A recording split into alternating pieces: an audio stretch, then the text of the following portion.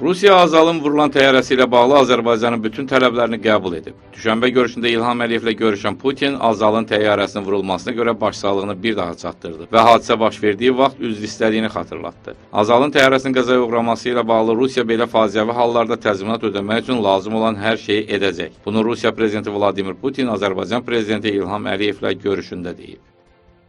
Düşənbədəki görüşdən sonra Azərbaycanın tələblərinin yerinə nəzərə alınacağını Rusiya rəhbərinin vurğulaması, eyni zamanda da həm üzrxahlıq etdiyini bildirməsi, həm kompensasiya ilə bağlı məqamı yerinə yetirəcəklərini söyləməsi, bizim təyyarəmizə qarşı baş verən o hadisədə bütün günahkarların hüquqi baxımdan cəzalandırılacağını bütün medianın önündə Azərbaycan prezidentinə Rusiya rəhbərinin açıqlaması əlbəttə ki, bizim tələblərimizin Rusiya tərəfindən yerinə yetirilməsi deməkdir.